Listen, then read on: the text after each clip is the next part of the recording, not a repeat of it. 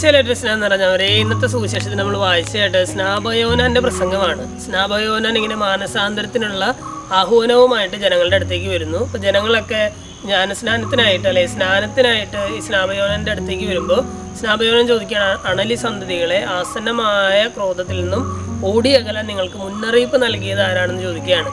തുടർന്ന് സ്നാപയോനൻ പറയുകയാണ്, വൃക്ഷങ്ങളുടെ വേരിനെല്ലാം കോടാലി വെക്കപ്പെട്ടു കഴിഞ്ഞു, നല്ല ഫലം നൽകാത്ത വൃക്ഷങ്ങളെല്ലാം വെട്ടി തീയിലെറിയപ്പെടും എന്ന് പറയുകയാണ്. അതായത് നമ്മുടെ ഓരോരുത്തരുടെ ജീവിതത്തിലും നല്ല ഫലങ്ങൾ പുറപ്പെടുവിക്കണമെന്ന് സ്നാപയോനൻ നമ്മൾ ഓർമ്മിപ്പിക്കുകയാണ്.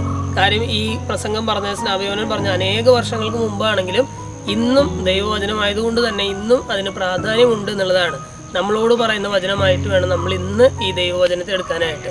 വൃക്ഷങ്ങളുടെ പേരിന് കോടാലി വെക്കപ്പെട്ട് കഴിഞ്ഞു, നല്ല ഫലം നൽകാത്ത വൃക്ഷങ്ങളെല്ലാം വെട്ടി തീയിലെറിയപ്പെടും. സ്നേഹമുള്ളവർ, ഇന്നത്തെ ദൈവവചനം കേട്ട് കഴിയുമ്പോൾ നമുക്കൊന്ന് ചിന്തിച്ച് നോക്കാം, ദൈവസന്നിധിയിൽ നല്ല ഫലങ്ങൾ പുറപ്പെടുവിക്കുന്ന ഒരു വൃക്ഷത്തിന് സമാനമാണോ ഞാൻ, അതോ ചീത്ത ഫലങ്ങളാണോ എന്നിൽ നിന്നുണ്ടാകുന്നത് എന്നൊന്ന് ചിന്തിച്ച് നോക്കാം.